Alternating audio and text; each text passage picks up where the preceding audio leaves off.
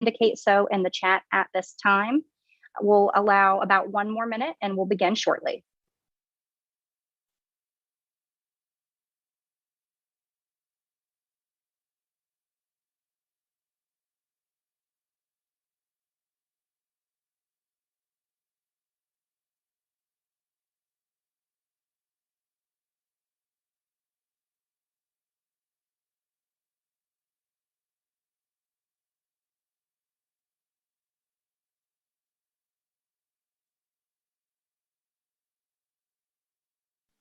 All right, it is now after 11 a.m. So Dr. Vanderhoff, I will turn it over to you, sir. Thank you.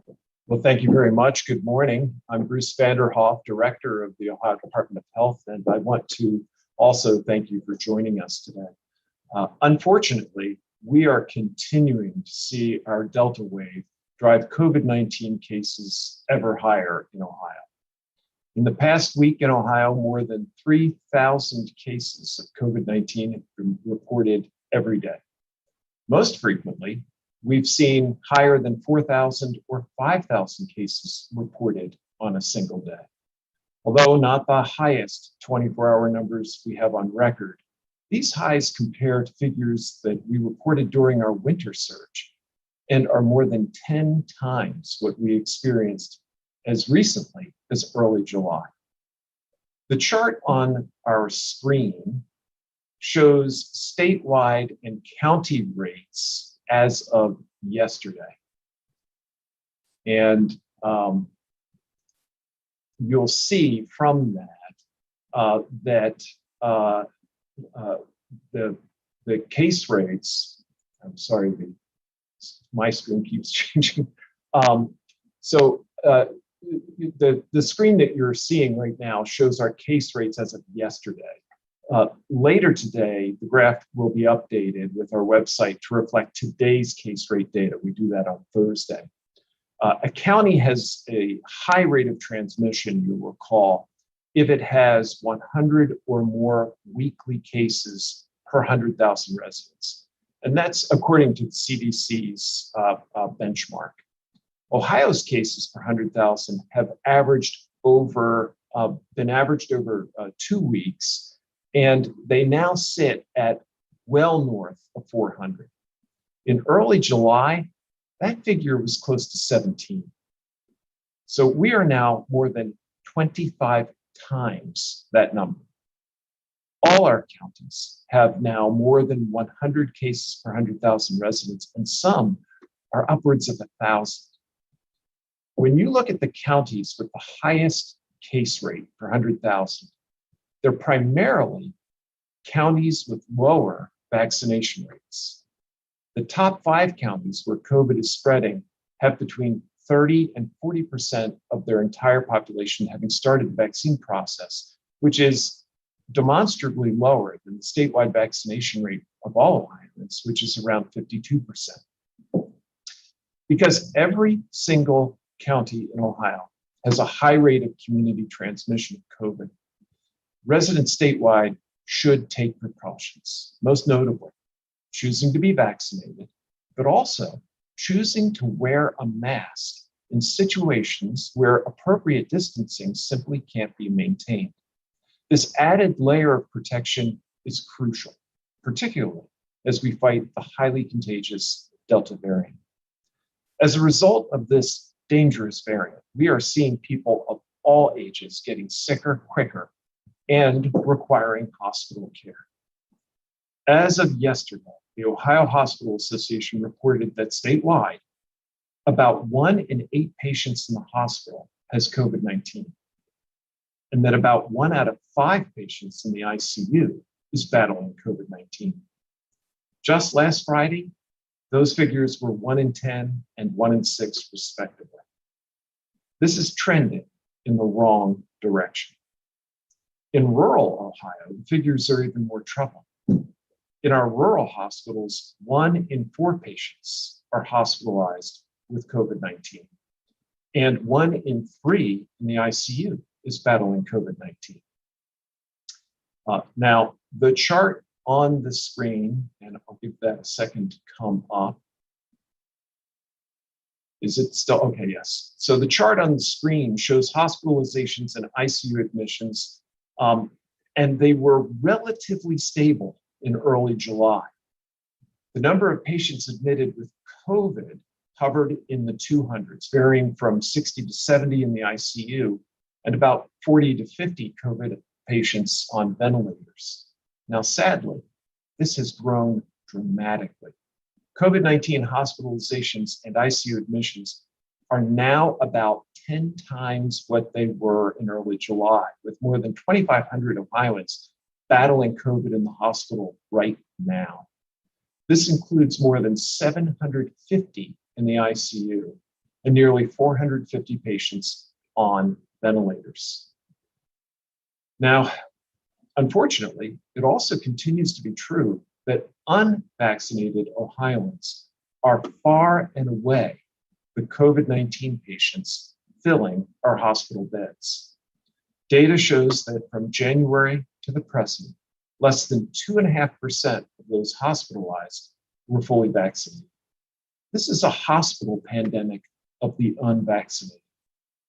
Now, I want to reiterate that what we are seeing right now is very troubling and is very reminiscent of our winter surge before vaccines were even available. Now we have vaccines, including the Pfizer vaccine, which is fully approved by the FDA for those age 16 and up. These remarkable vaccines can help prevent severe illness and death from COVID-19 and will prevent dangerous variants from taking hold in our communities. But we all need to work together to get a higher rate of community protection. We all need to choose to be vaccinated. Vaccines, along with masks, also help keep our kids in school in person, learning 5 days a week, which has long been our goal. As many schools across the state have started their academic year and have staff and students who are now being quarantined, we've clarified our quarantine guidance for exposure in the K-12 classroom. The bottom line is that there are 3 paths that will allow students to avoid quarantine and to continue attending school in person after exposure in the classroom, as long as they don't have symptoms. Now, first, if a student or teacher who's exposed to COVID-19 is fully vaccinated, that person will be able to forego quarantine.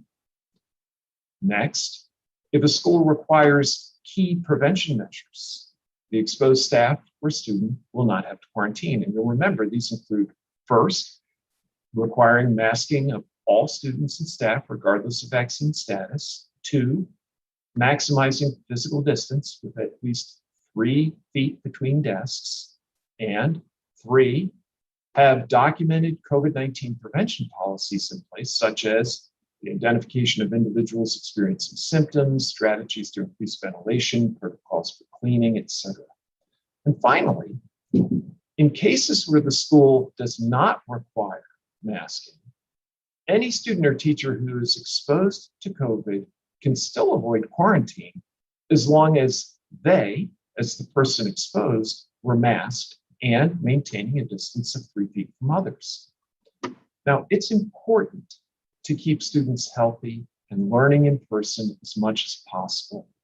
But doing so in the face of unprecedented numbers of children contracting COVID-19 and other respiratory viruses really requires us to take extra measures like masking in school, particularly given what we're hearing from children's hospitals across the state and the country.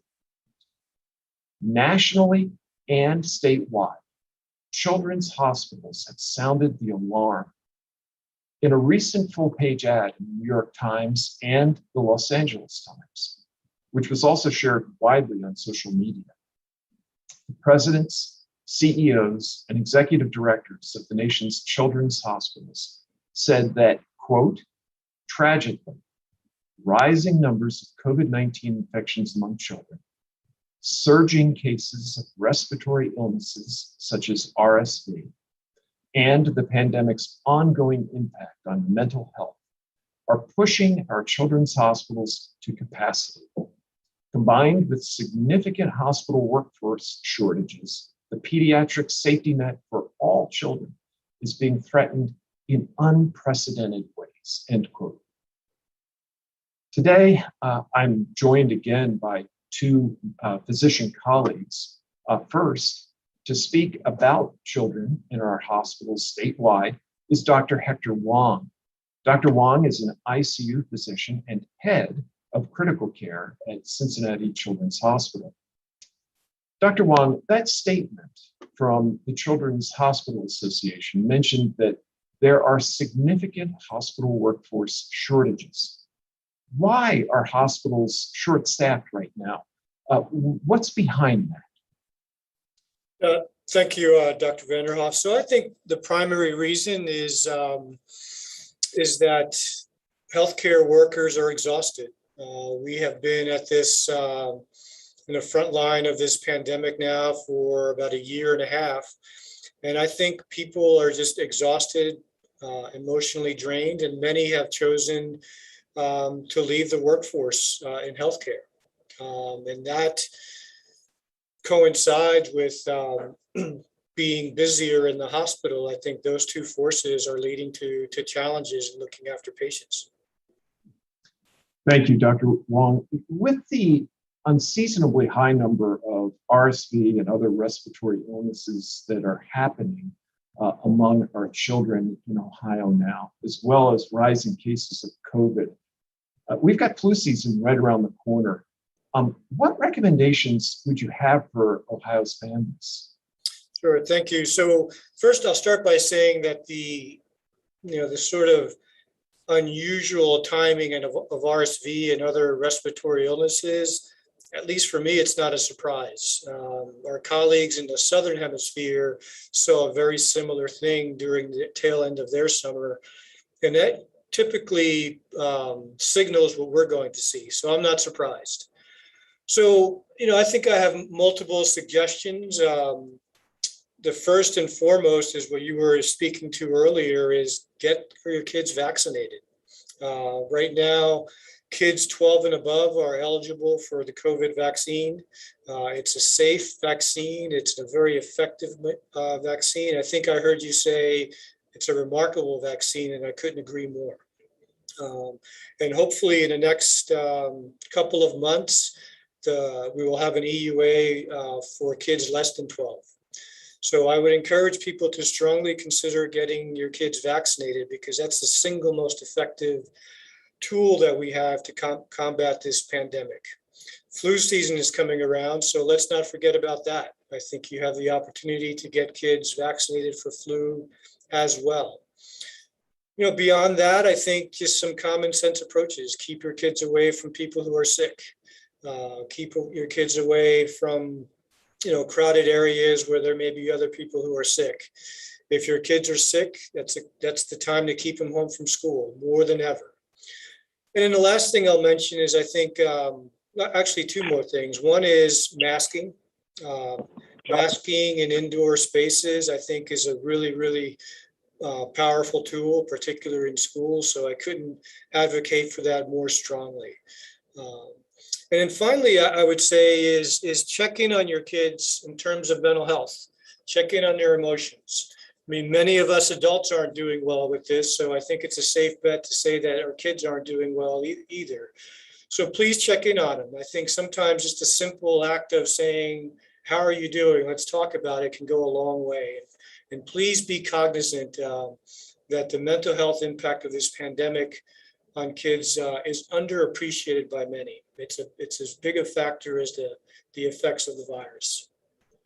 Thank you, Dr. Wong.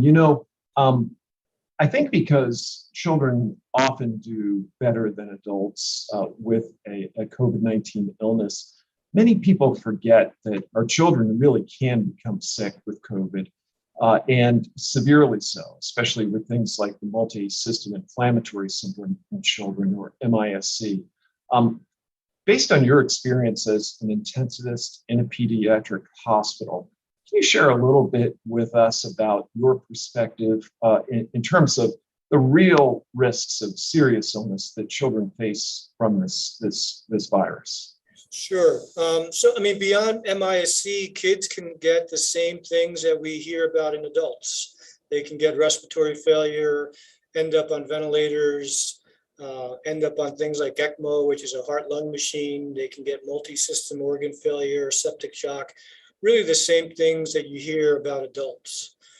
What's a little bit different now, to dovetail to what you were saying earlier, is I think something of a silver lining about a year ago was that the kids were getting infected, but weren't getting particularly sick. That's starting to change now. It feels different now. A year ago, we would have a handful of kids in the hospital who were with us for other conditions and happened to have COVID. Now what we're starting to see is kids in the hospital, including the ICU, who are there because of COVID, with things like respiratory failure and other effects. So it feels different. Biologically, why that is, it's speculation. Stations, those of you looking Perhaps for something the related Today to the Show Delta refeed variant, but items, unfortunately, clearly, we've had a technical issue what we getting could things say a transferred year to ago that us, kids so weren't there is a getting sick from delay COVID in can posting no those to longer VOD. say We that. will post them the We're moment that hearing they're that available across the to us, country, but and we're we don't starting have to them in our feel that hands just locally in yet. Ohio. I apologize for the Thank delay on you. those. They There are should be some there parents momentarily. who are This is the news concerned channel. about consistent masking in children, fears that wearing a mask could cause harm to their child. What information can you share with parents about the safety and the importance of wearing masks, especially in school? Yeah, I mean, globally, I'll say that masks are perfectly safe, and I'll speak to a couple of consistent themes that I've heard. So one is that masks can cause you to have low oxygen and have carbon dioxide retention, and that's simply not true. These masks, air flows through these masks very easily.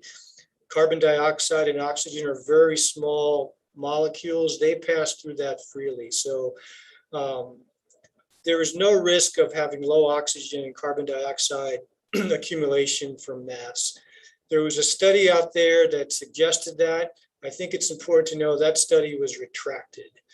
From a practical standpoint, please remember that surgeons, operating room staff, us folks in the ICU, we wear masks for 10, 12 hours at a time caring for patients, and we're not getting oxygen deprivation or CO2 accumulation. Another one that I've heard is that by wearing a mask, kids who have COVID or people who have COVID will rebreathe the virus and stay sick longer. That's just not how biology works. So there is no increased risk of having ongoing infection from a mask. I know parents have some concerns about emotional well-being in kids due to wearing masks, and there really aren't any data to refute or support that. I would balance that with what we know are the mental health effects of not being able to be in school, being quarantined, not learning. Those are really clear. So I think on balance, the concerns about mental health because of masks are far outweighed by the concerns of missing school, being quarantined, not being with your peers. And if I may add one other thing, I think with respect to masks in school, I think we need to shift the conversation. And rather than get into whether masks work or not and safety around masks, I think we need to shift the conversation to what's most important. And I think what's most important is, as you said earlier, is keeping kids in school 5 days a week in-person learning. I think that the majority of us could agree that that is the primary goal. And let's shift the conversation to that and say, how can we best get there? And so I would say masks and vaccination are two of our most powerful tools to get to that common goal. Thank you very much, Dr. Wong. Next, I'm joined by Dr. Brian Taylor, Inpatient Medical Director for Central Ohio Primary Care Hospitalists. This is a large group of hospitalists. Hospitalists are physicians that work in the hospital, serving as the primary attending physician for hospitalized patients. And his group works at 4 Central Ohio hospitals. Dr. Taylor, I imagine that you've been seeing COVID-19 patients in the hospital for quite some time now. Are there any trends that you're seeing among those hospitalized with COVID now? Do they have underlying conditions? Are they vaccinated? What's the perspective that you're able to bring? Sure, thank you. It's funny, I was taking some notes, like Dr. Wong said. One of the trends that we saw a year ago was probably some more incidental cases of COVID.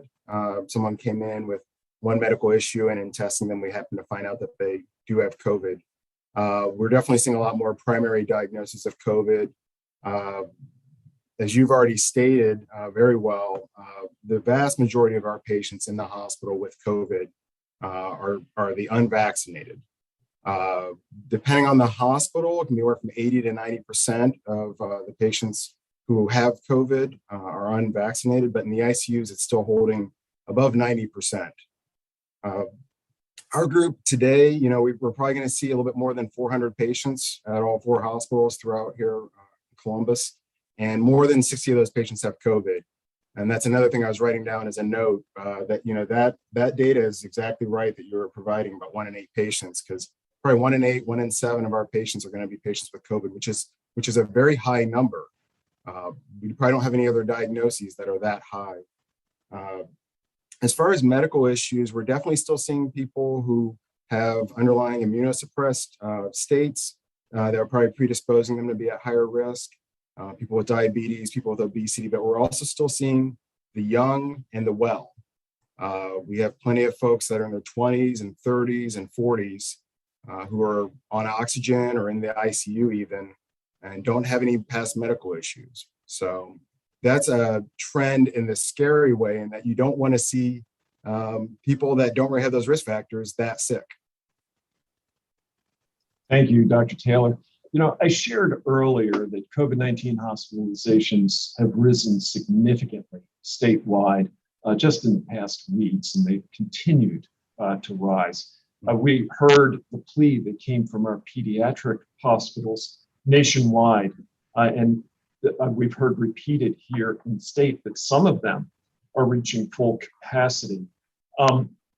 Tell me a little bit about the atmosphere that you and your colleagues are seeing in the hospitals, and what would you want to share with the public who doesn't see what you see inside of the walls of the hospital? Yeah, I think Dr. Wong stated it really well earlier as well. And the part of what I would definitely want to add on is that everybody that works in the hospital, whether it's someone in a white coat, whether it's someone who's doing transport, physical therapy, everyone's there to help patients. They're trying to help people get better. They've been working really hard for the last 18 months. They really appreciated all the support that we had back in March and April of last year. They understood and appreciated the sacrifices that the public was making by staying home, by masking, by social distancing, all those things. I think now a lot of folks are frustrated. The volumes are high. We want to make sure we're taking the best possible care of the patients that we're seeing. But it is frustrating to see a large number of patients who are unvaccinated and are sick with COVID. And a lot of whom, when I talk with our docs and when I talk with patients as well, they do regret that decision. They do wish that, all things being equal now, understanding what they understand, that they would have gotten vaccinated instead.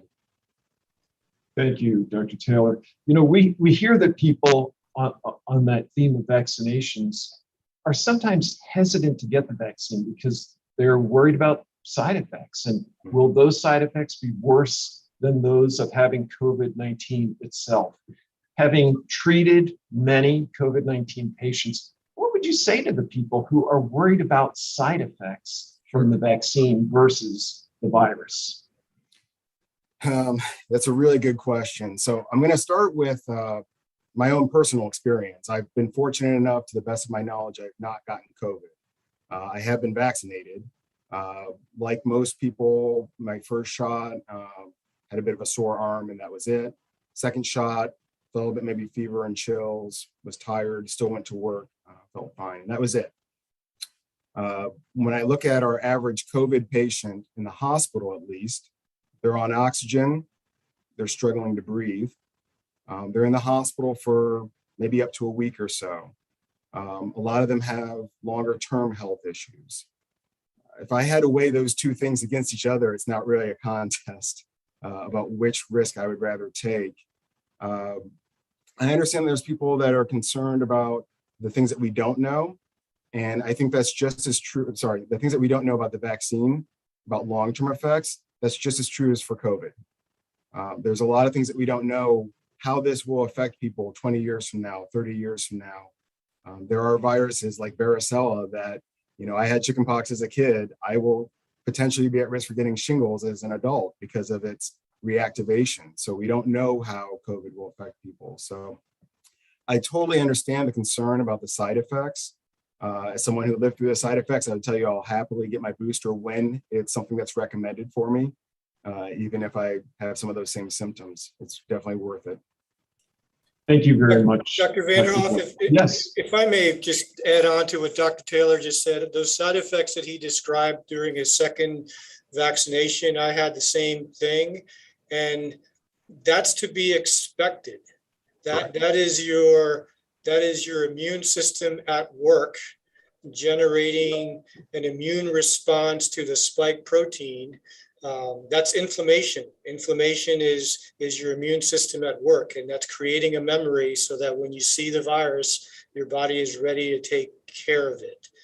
And one more thing around long-term side effects of the vaccines. For the majority of vaccines, I think you need to put into context what long-term means, right? And so for the vaccinologists or the vaccine trial people, their experience is usually if you're going to see long-term effects, you're going to see it about after 2 months of the vaccine. And so we've had a long experience now with these vaccines, and it has a very, very favorable profile. And there's a lot of myths out there that the viral RNA is going to integrate into your genome. No, it's not. That's just not the way these vaccines work. So anyway, I'm not sure if that was out of line, but I just wanted to build on that was excellent. the topics that Dr. Taylor was talking about. No, thank you very much, Dr. Wong, and also thank you, Dr. Taylor. We all need to do our best to prevent the spread of COVID-19, to allow our hospitals to be able to continue to give necessary care to Ohio's children and adults in need. COVID-19 hospitalizations are happening primarily among the unvaccinated, and Ohioans can help relieve this pressure on our hospitals heading into the future by choosing to be vaccinated. COVID-19 vaccines are our safest and most reliable means of protecting yourself from COVID-19 hospitalization, and thus assuring that our hospitals have the beds and the personnel to treat us when needed. Because as more Ohioans gain robust immunity through vaccination, we can reduce the opportunities for this virus to spread, to mutate, and inflict serious harm. We've all heard today how busy our hospitals are, especially our children's hospitals. To help curb the spread of COVID-19 and other respiratory viruses, which are pushing our children's hospitals to capacity, we strongly encourage schools that are not already doing so to mask. Also, remember that if you are concerned that you might have COVID-19, there are many options for testing. In addition to being able to get a test at many pharmacies and community providers, we have also partnered with many of the state's libraries and local health departments where you can pick up a free rapid Binax Now test, which is administered from the comfort of your home with the help of a telehealth provider. Keep in mind that the demand for testing right now is high, so call ahead to make sure a test is available at the location that you plan to go to.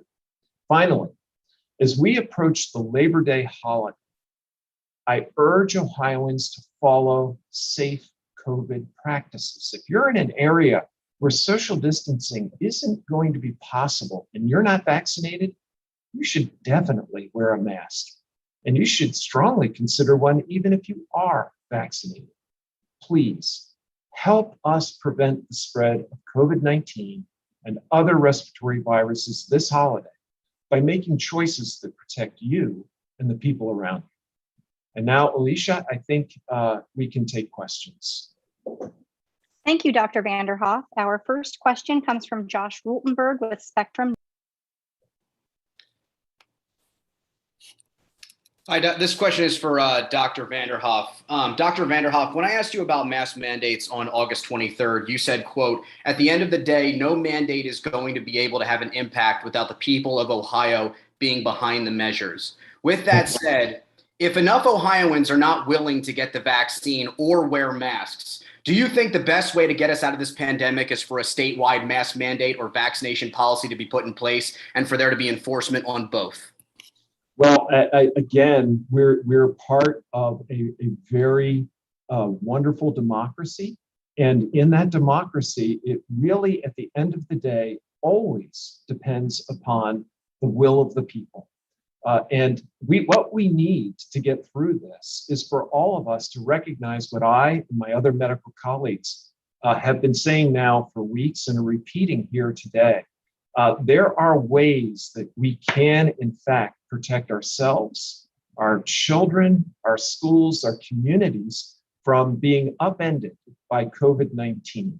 And that way begins with vaccination. We as a state, we have not been mandating vaccines. We've been strongly encouraging those, and to wear a mask to add a layer of protection to what you're doing each and every day. And this is especially important in our schools. So yeah, what I said then, I think holds true today. Our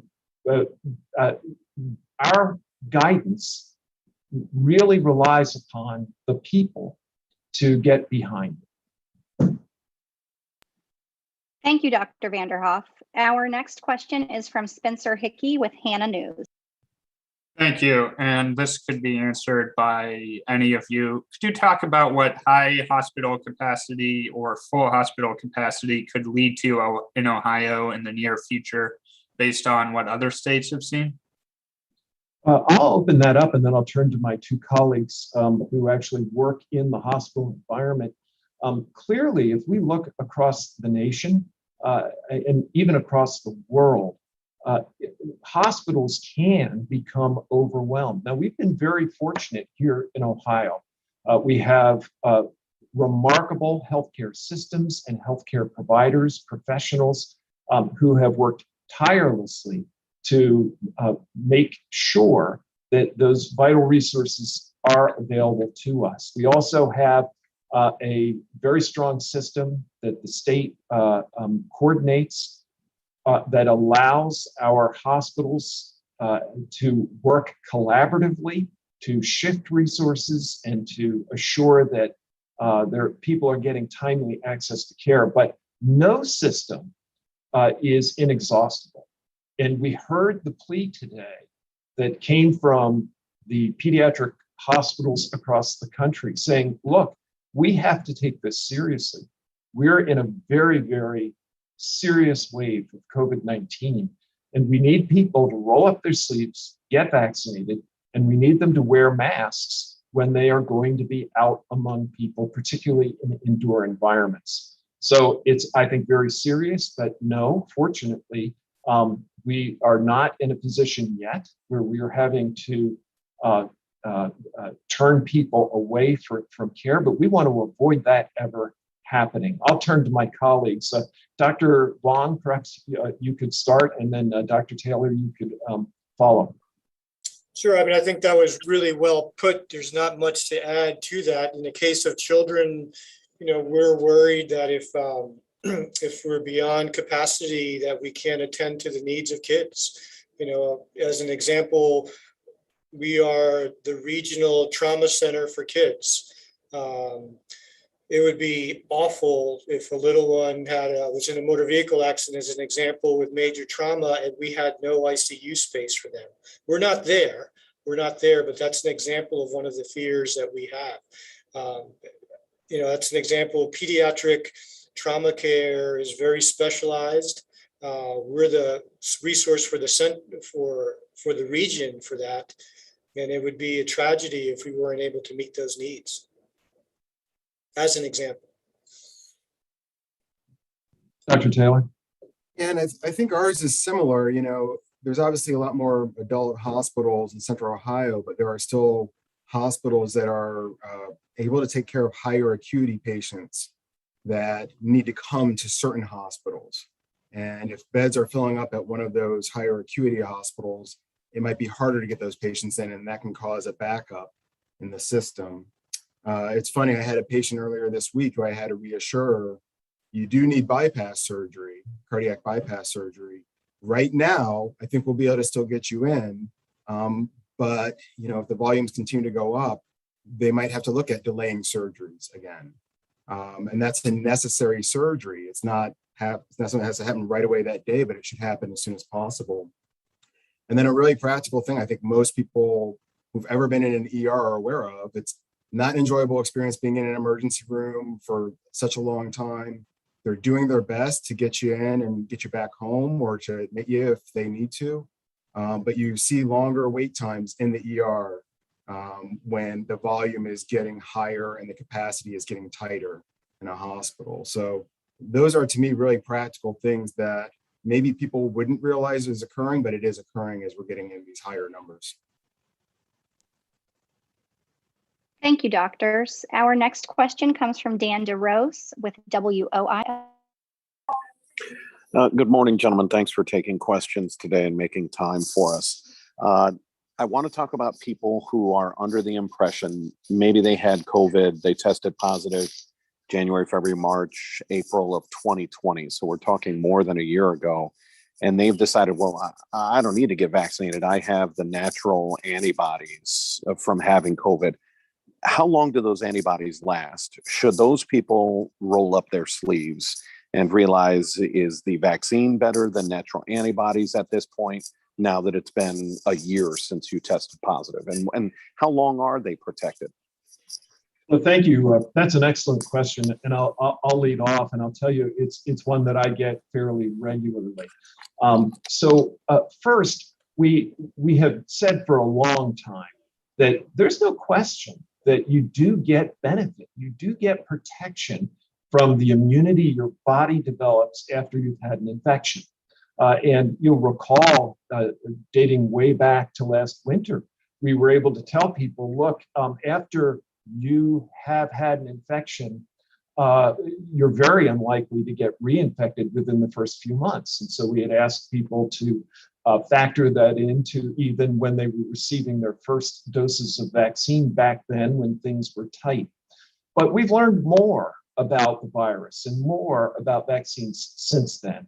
And it's increasingly clear that even if you've had a prior infection, you benefit from getting a vaccine. In fact, adding a vaccine onto that boosts your immune system by many, many times, raises your antibody levels. And for me, more importantly, I think it has been shown to boost or activate your cellular immunity. You may have recalled from past press conferences, I've talked about that as being your learning and memory immune system. So very, very important and an added benefit. But I'll add one more thing. We now have a study that was reported out in Mortality and Morbidity Weekly Report last week, showing that you're 2.5 times more likely to have a reinfection with COVID-19 if you're relying just on natural immunity compared to if you've gotten the vaccine. So can you get a mild illness if you've been vaccinated? Yes, you can. But you're 2.5 times more likely to have that happen if you are relying on that natural immunity. And of course, the track record of these vaccines at keeping you out of the hospital and preventing you from dying are stellar. And so, weighing that, to me, vaccine seems to be the superior choice, but also an added benefit, even if you've had a past infection. I'll turn to my colleagues to see if they'd add anything or any additional perspective. Brian, I can start. I mean, this is one of those issues that's, like I like to say, it's both complex and complicated. And that reflects, the nuances of the immune system and the heterogeneity of how people respond to natural infection. What I would add to Dr. Vanderhoff's excellent comments, with I agree wholeheartedly, is that when they've done studies comparing the response of the vaccine to the response to natural infection, on average, the immune response to the vaccine is an order of magnitude greater than to natural infection. On average, people are very different. Our immune systems are very different. So there's a bell curve and there's going to be outliers on either end. But on average, it's an order of magnitude greater with the vaccine. So I think those are pretty good odds, I think, that support the strategy that Dr. Vanderhoff was alluding to or speaking to. Yeah, and in our group, we had some people that early on, unfortunately, did get COVID back in March. As soon as the vaccine became available, they got vaccinated. Everyone in our group has gotten vaccinated, whether or not they've had COVID in the past or not. I've definitely seen patients who've had COVID, recovered, and then gotten COVID again. So yeah, there's no one I would tell if you've had COVID before, you don't need to worry about getting vaccinated. I would encourage anyone who's had COVID before to still get vaccinated. Thank you, doctors. Our next question is from John London with News 5. Yeah, Dr. Wong, we run into people all the time who believe children handle COVID well and they have mild symptoms and they recover quickly, and that the concern about this is all overblown, and that those who are very sick are the ones who are health compromised. I wonder if you would share with us what you are seeing in the ICU right now. Maybe if you're able to describe some ages and conditions, and are what the ones you're seeing, are they otherwise healthy kids or not? Yeah, thank you, Mr. London. So I really cannot share specifics because of HIPAA and privacy concerns and respect for our families. The best that I can tell you is that what you said earlier in your comments, I think, was quite true a year ago. But now it feels different. Now we're starting to see kids coming into the hospital and into the ICU who are otherwise well. As far as we know, they have no comorbidities and are getting sick from COVID. It feels very, very different. And we're hearing that across the country from our colleagues. I was on with some colleagues from the West Coast earlier this week, and they have a lot of sick kids in their ICUs among them. So the best that I can tell you is that somebody who's been in the ICU for almost 30 years now, it feels different. And the silver lining a year ago was that we really didn't have anybody in our ICU with COVID, or very infrequently, and now we're seeing them more frequently. This is real. Thank you very much, Dr. Wong. Our next question is from Jim Province with the Toledo Blade. Thanks again for doing this, Dr. Vanderhoff. I know in the past that you voiced some optimism that Ohio's rate of vaccination might help temper spread. But given the fact that the spread is happening this rapidly, this early, even before people move indoors with the cold, could this winter be worse than last year? Well, thank you for that question. And it's right on the money, because I think what we're seeing now tells us just how important it is for all of us to think about vaccination, all of us to make the decision to roll up our sleeves and get vaccinated. Look, this wave is having a very serious impact on our hospitals. That means every one of those patients, because hospitals don't admit people who aren't very seriously ill anymore. That means all of those people are very seriously ill, and some of them are going to die. Nearly all of them are unvaccinated.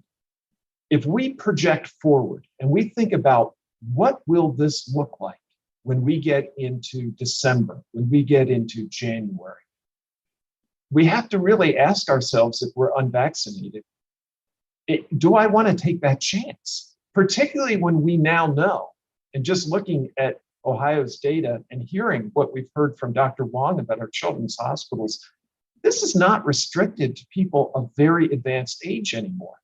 We're having people of all ages in our hospital beds, of all ages in our ICUs, and sadly, of all ages dying. And we can prevent that, and we can protect ourselves from that by a vaccination. So it again just points to ever more the importance of vaccination as we look ahead and we think about how blessed we are to have this truly remarkable medical advance in our hands. I don't know, colleagues, if you think that there's anything you'd like to add, but please do. Yeah, thanks. I mean, I couldn't agree more. What I would like to add is let's remember influenza, and that there is a very effective vaccine against influenza.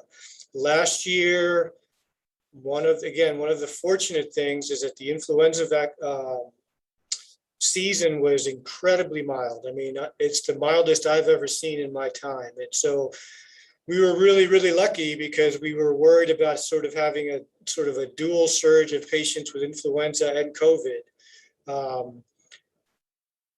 I don't think we fully understand why we were so lucky. I'll take it, but don't really understand why we were so lucky. We may not be that lucky again this time around. So I would include widespread vaccination for influenza, along with what Dr. Vanderhoff was saying, because that would be potentially overwhelming for hospitals if we had waves of patients with both COVID and influenza, and also perhaps a combination of one person being infected with both. We haven't had very much experience with that, and quite honestly, I don't want to find out what that looks like. Yeah, and I think the one piece I would add, with everything that I agree with, that the importance of vaccination, and then, like you had said earlier, Dr. Wong, wearing masks, following the science. I think those are our keys to staying out of having a worse winter than we had last year. The piece I want to say about vaccination, or two parts, is if people want to know how they can help us in the hospital, that is number one of what they can do. Very close number two is wearing masks. But what I would also say about vaccination is I understand that us just telling people to get vaccinated probably isn't enough, or maybe not even the right approach. People have questions. They're concerned. They're not resistant. They're just hesitant. I think we physicians need to make sure we're open and we're listening to the people that have these questions and sit and take the time to answer them. So I would encourage anyone who's hesitant to find a doctor that they trust and have a conversation with them, ask them the questions that you want to ask. And I encourage any doctor to sit and just listen and answer those questions without judgment, and just help, because we know what the science says. If we answer the questions, I think people will come to the same conclusion. Thank you very much, Dr. Taylor. Our next question comes from Joe Ingalls with Ohio Public Radio and Television.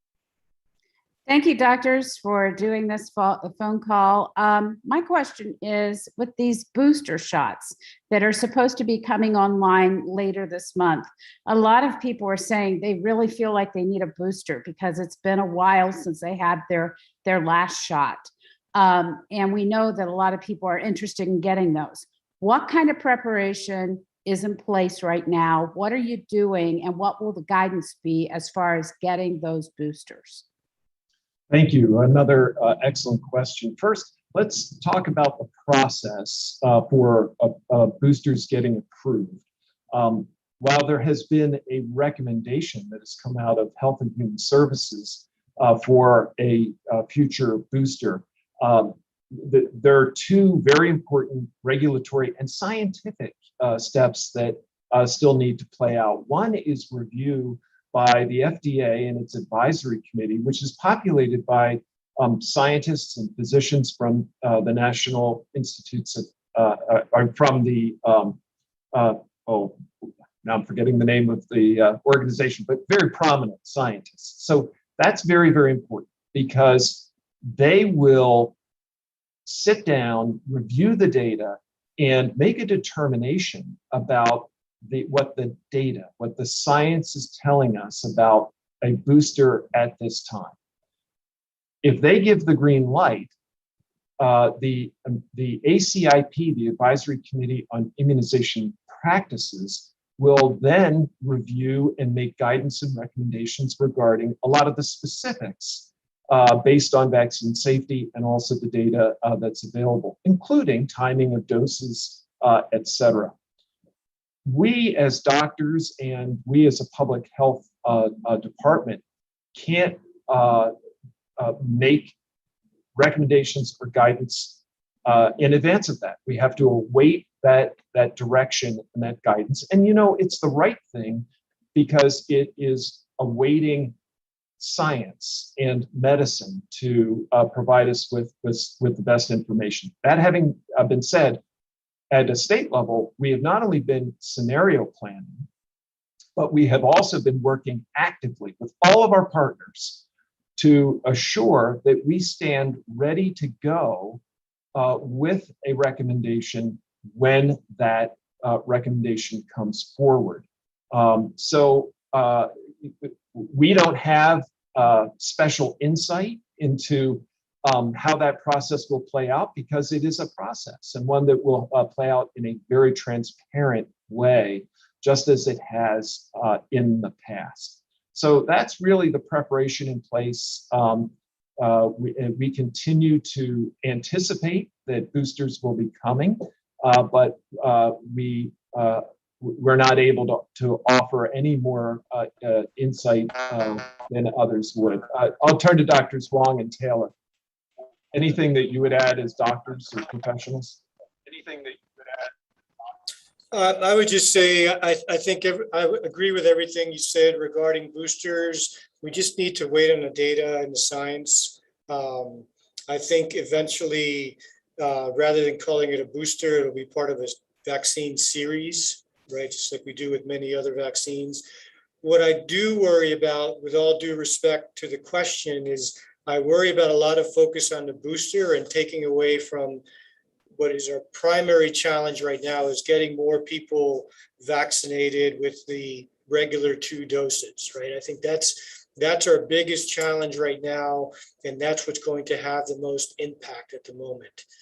So I'm not trying to say that the boosters aren't important. I just don't want that to detract from what should be our main goal right now, is getting more people convinced that getting vaccinated is the right thing to do. Yeah, and one thing I'd add is, and this has been stated by a number of national experts, including Dr. Paul Offit, who is a well-recognized leader in the vaccine field. Our current vaccines are continuing to do an exceptional job. There's been no diminishment at all in their ability to protect us from the primary endpoints of respiratory vaccines, which are to protect us from serious illness, hospitalization, and death. And that continues to be the case. So they're still doing a very, very good job, and people should not have anxiety about that. And Dr. Taylor, I jumped in and may have cut you off. So please add anything that you might. No, I actually agreed with everything you guys said. I was just going to let that one go. Thank you very much, doctors. Our next question is from Tom Jackson with the Sandusky Register.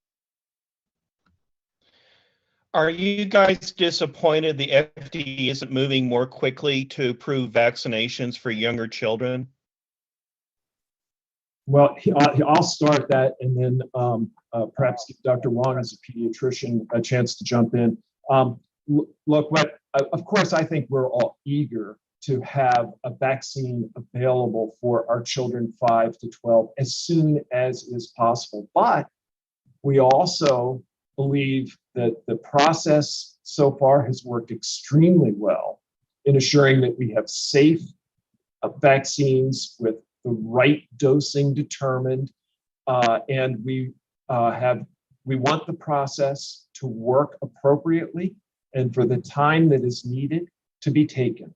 So while we want it to be done expeditiously, we don't want it to be done in a rushed manner. And so far, that has not occurred. So while, yes, we're eager, I think that they're doing things exactly as they should. And Dr. Wong, anything you'd add as a pediatrician?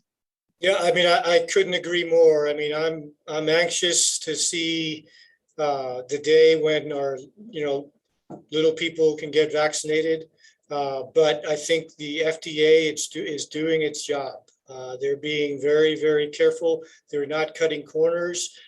I would go so far as to say the fact that it seems to be taking a long time, I think should be reassuring to the public that the FDA is not cutting corners. It's doing its due diligence. It's following its protocols and making very, very sure that this will or will not be something safe for younger kids. So I couldn't agree more. I think it should actually be reassuring. Thank you. Our next question is from James Pilcher with WKRC Local 12 and Cincinnati. Good afternoon, doctors. Thanks for taking my message or my call. What do you say to those who are planning to travel to have parties? And Dr. Wong, I'm sure you're aware, down here in Cincinnati, we have a really big party planned for Sunday for the fireworks. Mass gatherings, parties, travel. What advisories do you give those with these numbers the way they are? Well, thank you for that question. I'll open somewhat echoing my closing comments before we open for questions. Anytime we approach a holiday, especially during a time where we're worried about a very contagious virus in our midst, we have to be thinking about what that means for our activities and our gatherings. Fortunately, Labor Day is a holiday that falls when we can do an awful lot outside. And outside is always safer than inside when it comes to these respiratory viruses, particularly when it's warm and sunny out, as it's likely to be this holiday weekend. Nevertheless, we still have to be mindful when we're outside with other people about how close we are to each other. And if we're able to maintain good distance from one another, a couple arm lengths, we're probably pretty safe. But when things get tighter, we need to wear a mask, because then we just don't have the same benefit of the distance and the air taking care of things. The same is true if we go inside. If you're going inside among people who you're not normally with, you really need to put on a mask. And while the risk for the vaccinated is dramatically less, our vaccinated folks still need to be thinking about that mask issue as well, because we, as the vaccinated, we can still get the virus and share the virus, maybe without it even knowing it, if we're in a crowded situation. So my advice is that, again, think safely. If you're in an area where social distancing isn't possible, you need to be thinking about putting on that mask. So Dr. Taylor, maybe you could add in and then followed by Dr. Wong. Sure. Yeah, and it's funny, to me, it's similar to what I was thinking as we talked about boosters and talked about FDA approval for children. It's what we do. We follow the science and we follow the data. And the science and data say that masks protect you, whether you're vaccinated or not. Science says that if you're indoors right now with the community spread that we're seeing, the mask will protect you in those situations. Getting started on a vaccination series is better than nothing. But getting vaccinated obviously is helpful. Finishing your vaccination series, if you didn't finish your vaccination series, would certainly be helpful. So yeah, I mean, I would encourage people to follow the science, follow the data, do all the things that you were just describing, Dr. Vanderhoff.